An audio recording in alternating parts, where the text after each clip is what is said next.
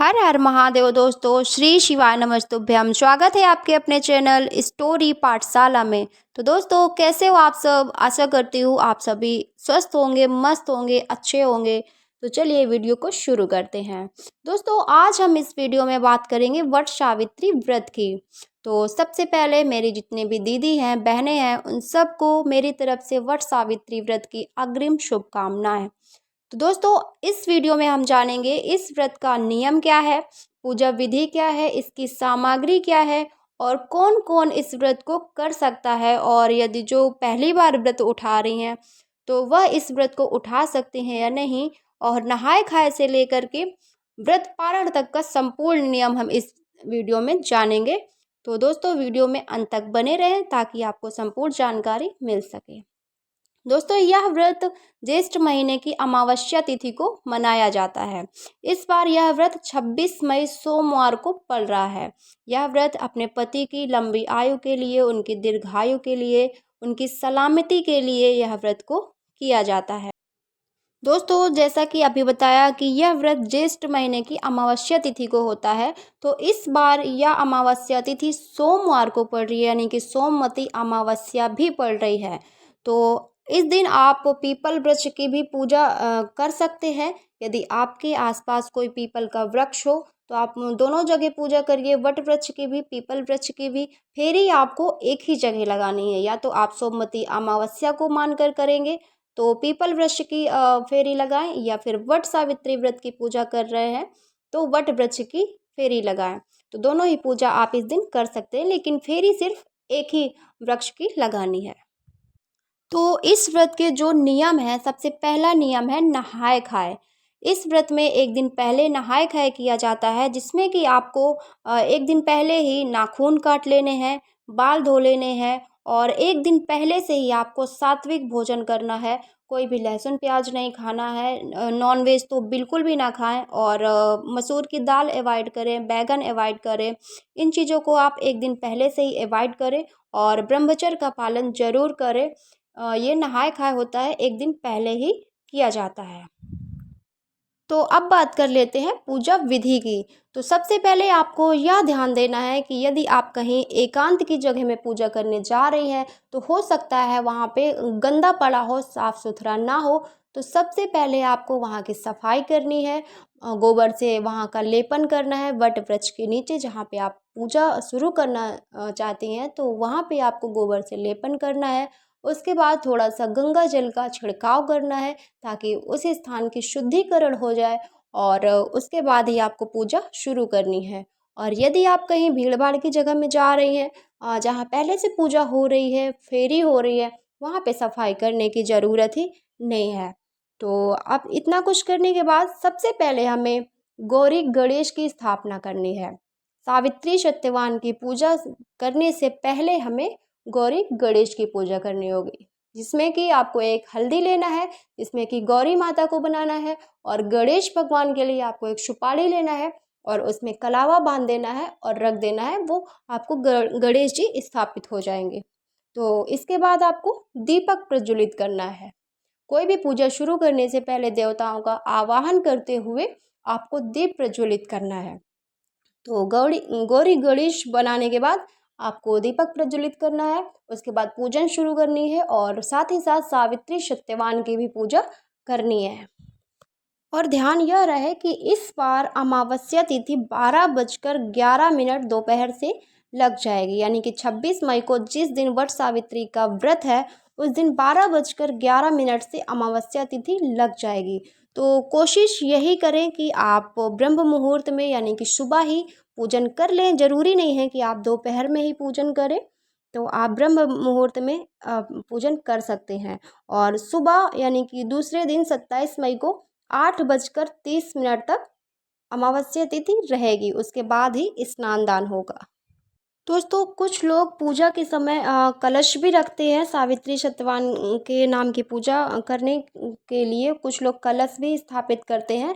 तो यदि आप घर में ही बरगद की टहनी मंगाकर आप पूजा कर रही हैं तो आप कलश रख सकते हैं, क्योंकि कलश तुरंत वहाँ से नहीं हटाया जाता। और यदि आप वट वृक्ष के नीचे जाकर पूजा कर रही हैं तो वहाँ पे संभव नहीं हो पाता कि हम तुरंत कलश को हटा लें वहाँ से, क्योंकि बहुत से लोग वहाँ पूजा कर रहे होते हैं। तो यदि आप वो कलश वहाँ पे भी रख के आप कलश की पूजा कर रही हैं तो कोशिश यही करें कि थोड़ा देर वहाँ पे बैठें, आधा एक घंटे बाद ही कलश उठाएं। वैसे तो यही होता है कि यदि सुबह पूजा हुई है तो शाम को ही कलश हटाया जाए, लेकिन पॉसिबल नहीं है तो थोड़ी देर ज़रूर रखें। कोशिश यही करें कि पूजा की सामग्री आप रात में ही तैयार कर लें, ताकि पूजा के समय सुबह कोई जल्दबाजी ना हो, चीज़ें भूलें नहीं। और ध्यान रहे कि रात में जो भी चीज़ें रखनी है उसमें आपको ऐपन नहीं रखना। ऐपन आपको सुबह ही बनाना है, क्योंकि आप रात में बना के रख देंगे तो वो महकने लग जाएगा। ऐपन के लिए आपको थोड़ा सा चावल भिगो देना है, मतलब जब पूजा करने से थोड़ी देर पहले ही आपको चावल भिगो देना है। उसके बाद उनको पीस लेना है और थोड़ा सा हल्दी मिलाकर ऐपन तैयार कर लेना है, या फिर चावल का पिसा हुआ आटा हो तो उससे भी आप ऐपन बना सकते हैं। और चने भी आपको एक दिन पहले ही भिगो देना है, काले चने होने चाहिए, जिसमें कि 12 चने आपको फेरी के लिए निकालने होंगे। और यदि आप घर में वट वृक्ष की पूजा करना चाहते हैं तो ध्यान रहे कि टहनी को आप एक दिन पहले ही तुड़वा लें। जिस दिन आपको पूजा करनी है वट वृक्ष की, उस दिन ना तो उसका फल तोड़ा जाता है और ना ही उसकी टहनी तोड़ी जाती है। तो इन चीज़ों का आप ज़रूर ध्यान दें। ध्यान रखें कि पूजा करने से पहले आपको अच्छी तरह से तैयार हो जाना है, पूरा 16 श्रृंगार करना है, क्योंकि यह पूजा अपने सुहाग की सलामती के लिए करी जाती है, अपने पति की दीर्घायु के लिए करी जाती है। तो आप 16 श्रृंगार जरूर करें, इसमें कि आप महावर लगा लें, चूड़ा पहन लें, हो सके तो आप उस दिन नई चूड़ियाँ पहने और नई साड़ी पहने। यदि नई नहीं है तो कोई बात नहीं, आप पुरानी ही पहन लें, लेकिन जो आपकी शादी की चुनरी है उसको आप ज़रूर ओढ़ें। और साड़ी आपकी लाल या पीली कलर की होनी चाहिए, तो सोने में सुहागा माना जाता है, कि लाल और पीला कलर बहुत ही शुभ माना जाता है पूजा पाठ में पहनने के लिए। और ब्लैक कलर की साड़ी आप ना ही पहने। और मांग टीका आप ज़रूर लगाएं, और सिंदूरा आप ज़रूर रखें, क्योंकि उसी सिंदूरा से आप अपनी मांग भरेंगे। और सुहाग की कुछ चीज़ें आप रख लें पूजा करने के लिए, सावित्री मैया को अर्पित करने के लिए, जिसमें कि कुछ सुहाग की चीज़ें आपको वहीं पे सावित्री मैया के नाम की छोड़ देनी है, और कुछ चीज़ें आपको अपने यूज के लिए ले लेना है, और कुछ चीज़ें हो सके तो दान में भी आप दें। इसके बाद बात कर लेते हैं, आपको फेरी लगानी है। पूजा करने के बाद आपको फेरी लगानी है, तो इसमें वैसे तो 108 फेरी लगती हैं, लेकिन आप 108 नहीं लगा सकते तो इसमें आप 5 लगा सकते हैं, 7 लगा सकते हैं, 11, 21 या 51 या फिर 108। जितनी भी आपकी क्षमता हो आप उतनी फेरी आप लगा सकते हैं। धागा से आपको फेरी लगानी है तो धागा जितना ही हो उतने में ही आपको धागा छोड़ देना है। लेकिन फेरी आपने जितनी सोच रखी है 5, 7, 11, 21, 51 या फिर 108, उतनी ही फेरी आपको लगानी है। और जो गर्भवती महिलाएं हैं वो फेरी ना लगाएं, और जो मासिक धर्म वाली महिलाएं हैं वो घर पे रहकर ही अपना 16 श्रृंगार कर ले, और हाथ जोड़कर सावित्री सत्यवान मैया से प्रार्थना करें। अब बात कर लेते हैं इसकी सामग्री क्या है। तो सबसे पहले तो आपको 2 बाँस के पंखे ले लेने हैं, और 1 बाँस की टोकरी ले लेनी है, जो कि जिसमें फल रखे जाएंगे। ध्यान रहे कि जो फल वगैरह है वो बाँस वाली जो टोकरी है उस पे ही रख के ले जाना है, पंखा और फल और दान वाली चीज़ें, और जो बाकी पूजा का सामान है वो आप किसी थाली वगैरह में ले जा सकते हैं। तो 2 बाँस के पंखे हो गए। और दान करने के लिए एक कोई पीला वस्त्र ले लें। वो पीला वस्त्र पहले आप वट वृक्ष पे अर्पित करेंगे, वस्त्र स्वरूप उन्हें चढ़ाएंगे। उसके बाद वही पीला वस्त्र आप किसी को दान कर सकते हैं, या फिर आप वहीं पे छोड़ के भी आ सकते हैं। और चना ले लें, चना आपको जो रात में आपने भिगोए हैं 12 चना आप अलग कर लें फेरी के लिए। और बरगद बना लें, गोल गोल जो बेसन के बरगद बनते हैं उनको बना लें, मौसमी फल रख लें, और ऐपन बना लें, कुछ मीठा ज़रूर रखें, पान सुपारी और हल्दी की गांठ, ये सारी चीज़ें रख लें। और श्रृंगार का सारा सामान रख लें। कुछ श्रृंगार की चीज़ें आप वहीं पे सावित्री माता के लिए छोड़ देंगे और कुछ चीज़ें अपने लिए ले आएंगे। और ध्यान रहे कि परिक्रमा करते समय आप या तो गायत्री मंत्र का जाप कर सकते हैं या तो ओम नमः शिवाय का जाप कर सकते हैं। जिसको भी गायत्री मंत्र नहीं आता तो वो ओम नमः शिवाय का जाप कर सकते हैं। वैसे तो आप गायत्री मंत्र का जाप करिए, तो इससे क्या होगा, आप 108 बार यदि परिक्रमा लगा रहे हैं तो उतने बार आपका गायत्री मंत्र हो जाएगा, या फिर जितनी भी बार आप परिक्रमा लगा रहे हैं तो आपका ये मंत्र भी उतनी बार हो जाएगा। और परिक्रमा के लिए आप 12 चने ज़रूर ले लें। और पूरी पूजा संपन्न होने के बाद आप कथा ज़रूर सुनें।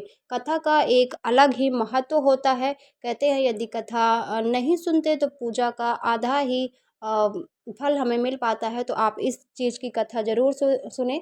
माता सावित्री सत्यवान जी की बहुत ही अच्छी कथा है, जो आपको मेरे इस चैनल पे ही मिल जाएगी।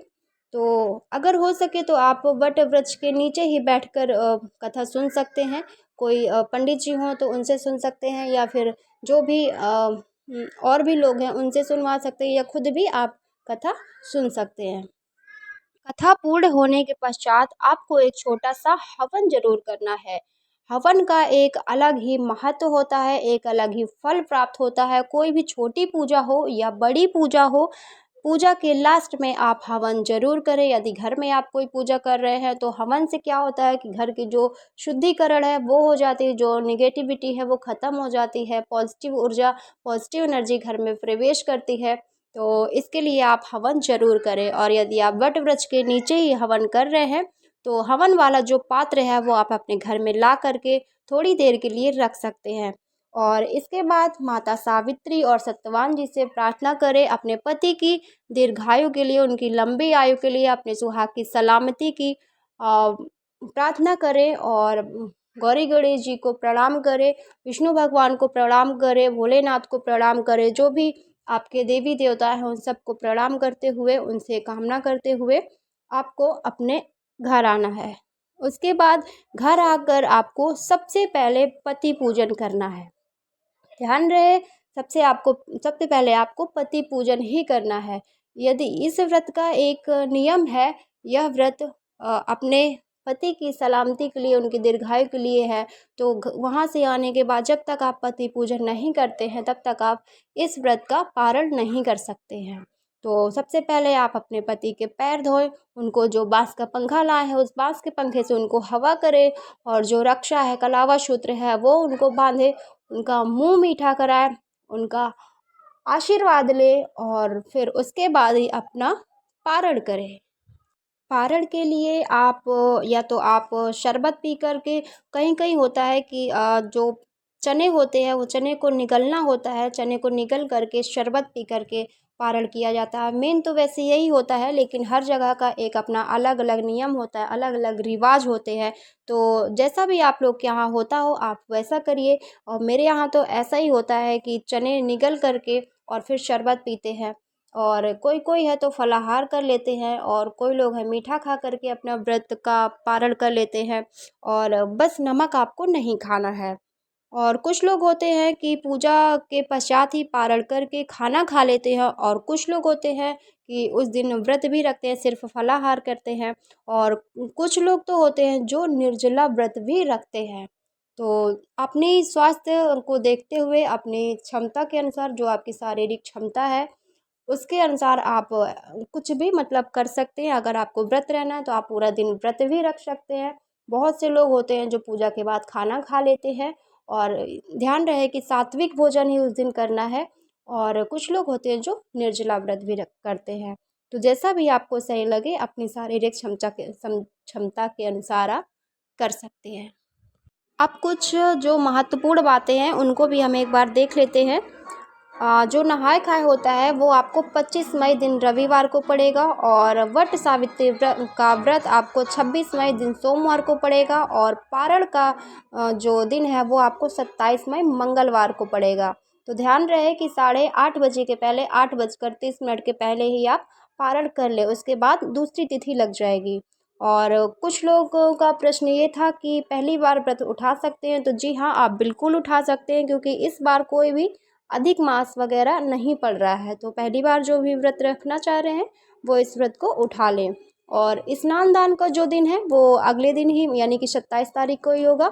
और जो दान की चीज़ें हैं जो आपको दान करना है, तो इस चीज़ का आप ध्यान दें कि जो दान की चीज़ें हैं वो आप पंखे में रख कर के ही दान दें।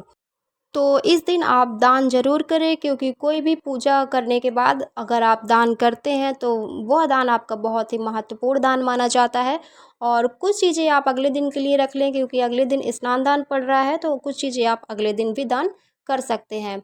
यदि आपके पास कोई पंडित जी हैं तो आप उनको दान कर सकते हैं, नहीं है तो आप कन्याओं को भी दान दे सकते हैं, या कोई शादी शुदा महिला है, सुहागन महिला है, तो उसको भी आप सुहाग की सामग्री दान में दे सकती हैं। और ध्यान रहे जब आप वस्त्र लाते हैं दान के लिए, तो उस समय आपको अपने पति के लिए भी एक वस्त्र ज़रूर लेना चाहिए। या तो आप शर्ट पैंट का कपड़ा ले सकते हैं या टी शर्ट ले सकते हैं, नहीं कुछ होता तो आप एक छोटा सा रुमाल ही उनके नाम के लिए ज़रूर लें। तो यह थी कुछ महत्वपूर्ण जानकारियाँ। वीडियो आपको कैसी लगी? अगर अच्छी लगी हो तो वीडियो को लाइक करें, शेयर करें। एंड कोई भी जानकारी और भी चाहिए हो तो आप मुझे कमेंट करके ज़रूर बताएं। मैं कोशिश करूँगी आपको उत्तर देने की। तो मिलते हैं आपको नेक्स्ट वीडियो में, तब तक के लिए राधे राधे।